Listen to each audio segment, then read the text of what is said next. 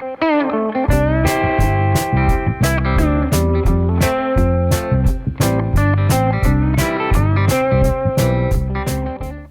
guys, at the ranch, Alec Peirce at the ranch, and this is another one of my fun videos because we're going to play with another toy, another ranch toy. This is not the kind of toy, if you live in a condominium downtown Toronto or on west side in New York, you probably don't have one of these. That's a country toy. It's another steam engine. Yeah, I have several. And this is by far my favorite, my biggest and my favorite steam engine. This is a real steam boiler, pressure gauge, whistle, pressure relief. You can see the level of the water inside of the boiler. It's got a glass front on it, drain, heater, and it's got you'll see. That's an electric generator and all kinds of tools as well. So anyway, I'm going to tell you a little bit about this as I get started. Now these are like my other steam engines. They use Esbit, that solid Esbit fuel. I think Kevin has shown you a picture of Esbit fuel before. So one of the first things I have to do, I'll get this started and then we can chat about this a little bit. Let me get some Esbit fuel started here in the fuel tray. And I can tell you some more about this fantastic machine. Hang on just one second, let me get this started. Remember Strike Anywhere matches, Kevin? Can't get them anymore. Now you have to have the box with this special area there. I remember we used to strike matches on our zipper when we were cool, when we were kids, you know, teenagers. For some reason that was really cool, strike a match on your zipper.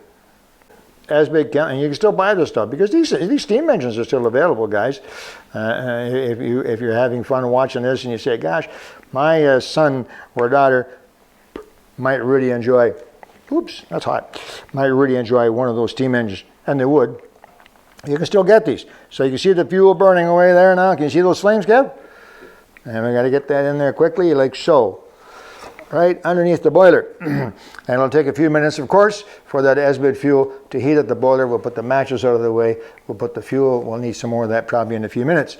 So now, there's a little bit of steam up here happening, all right? A little bit, it's just getting rid of the moisture on the boiler. So in a few minutes, the water inside the boiler, and you can actually see, can you see that level? Now if you zoom in there, can you see that level there, Kevin? Yeah. The water level? And in a few minutes, if you watch it, I'll point it out in a minute, you'll be able to see the actual water starting to boil in there. And there's a drain on this, so that they actually drain this boiler afterwards, clean it, keep it nice and clean. And of course, I use only distilled water for this. It just makes it simpler. You can use any water you want. But if you use a really, really hard water with a lot of minerals and salt and other minerals in the water, then those minerals are going to mess up the boiler. So just like a tea kettle. So I use nothing but distilled water, first of all. And secondly, after I'm done with it, I rinse it out completely. Because as you boil the water and the steam disappears as water vapor, any minerals that are in there, technically there's no minerals in distilled water, but there's bound to be a few, any that are in there are going to be left behind. So I always rinse it out afterwards to make sure. So that's why it looks like new. I've had this probably 30 years. And it just looks like new, as you can see. Okay, so we're heating that up. Let me point out a couple more things. Of course, this is a real boiler. Okay, so of course it has stairs up to the boiler and a gangway so that you can walk along this and check and make sure it's running properly. And on both sides, okay. Now at the back, it is kind of neat actually. At the very back of the boiler, there's a chimney. Look at that, you see? Now, in a real boiler, that chimney would be there to exhaust the fumes from the fuel. So whatever they use, whether they're using natural gas or coal or whatever, it would burn in here, heat up the boiler, and then the fumes from that would go up the chimney and away it would go. Well, there are no fumes from Esbit. It is total consumption. There's nothing left over. When it's gone, it's gone. So no smoke, no nothing, just heat. So what they've done is kind of interesting. What they've done here, Kevin, the excess steam, because after it goes into the piston, there's steam left over. That excess steam is actually brought back by a little pipe, and it goes in behind the boiler here and condenses into this little tray. Anyway, it's kind of neat because as this is running, smoke comes out of the chimney. But it's not really smoke, it's really steam. Anyway, it looks pretty cool. How are we doing? Any signs of any boiling in there? Not yet. And now this is a little pressure gauge on there. And so you'll see that as once the water starts to boil, slowly you'll see the pressure start to build up. And I mentioned to Kevin earlier that this has a has a blow-off. I'm just trying to spot it now. Where the heck? There's a safety blow-off on here somewhere, and I just don't see it right now. I saw it when I was playing with this the other day. Okay, so the steam from the boiler heads over here and into, oh, we're starting to get some condensation over here, Kevin, you see that? And it goes over here to the main piston. Now this particular steam engine is a little more sophisticated than previous ones I've shown you. It actually has a separate reciprocating valve. It's not a built-in valve. So as the wheel goes around, the piston drives it, and you can see this. Can you see that second valve there? Now take a look inside the boiler here, Kevin. Can you see the water starting to boil? You see that in there? And pretty soon, you should be able to see some water pressure. It doesn't go very high, but we'll go up a little bit. Can you see a bit of water pressure in there too?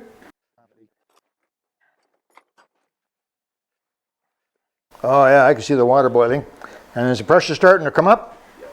All right. Well, you know what I usually do to check the pressure? Watch this.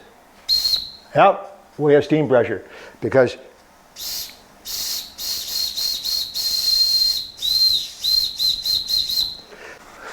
it doesn't take very much. We should be able to get this thing running. It's just that simple. She's going crazy now. So you see this particular steam engine is much more sophisticated, a little faster.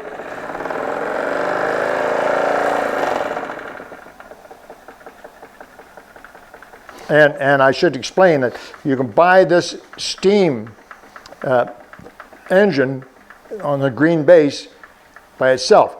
All this other stuff you see here was extra. Look at the pressure now. Okay, we got some good steam.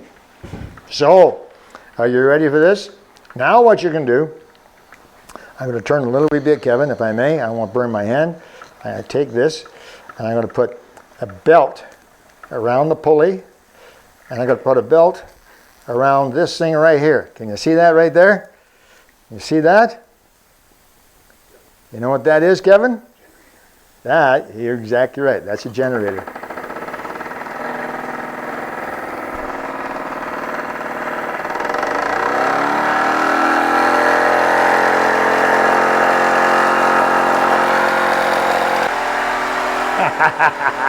Pretty slick, huh?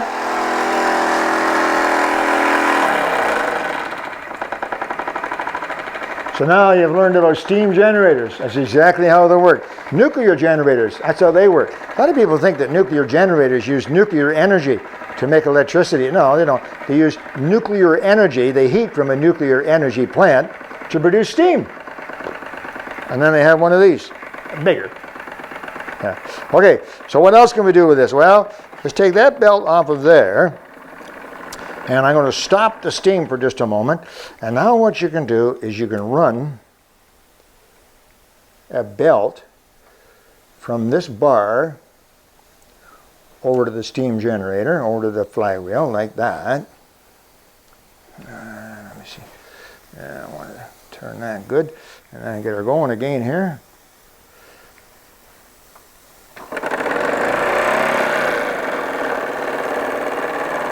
Now, I don't know if you can see very well, but now what's happened, I've connected the flywheel by a belt to this bar.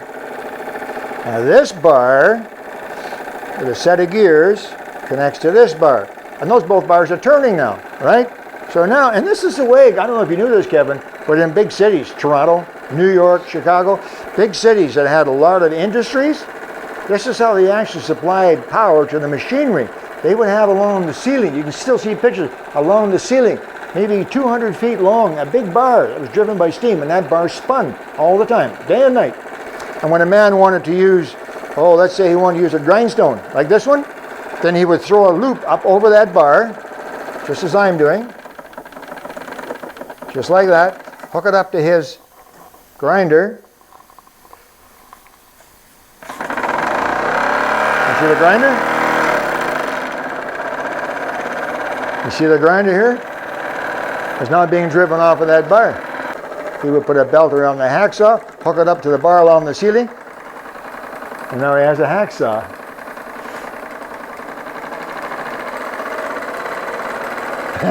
Pretty good, huh? And after he gets the piece of steel cut, he has to drill a hole in it. So he comes over here and oh, have to get another bar. There's another bar here. So this bar is spinning. Can you see that spinning? This bar here is spinning. And I want to drill a hole in that piece of steel I just cut. I'll hook that belt to the drill press and I run that over here. See the drill press? Put my piece of steel in and drill it.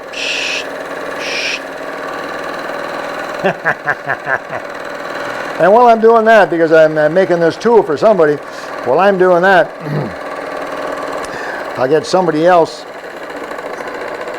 over in the corner here slicing up some wood on the table saw.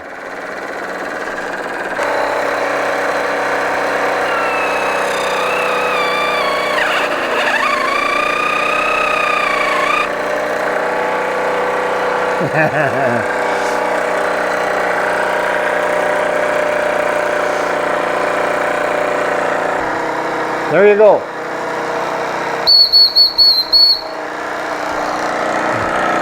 You can really see the water bubbling away in there now, guys. Pretty good, huh? Okay, guys, there you go. Okay. Alec Peirce at the ranch, playing with his farm toy. Okay, that's it. Take care. I will talk to you again real soon.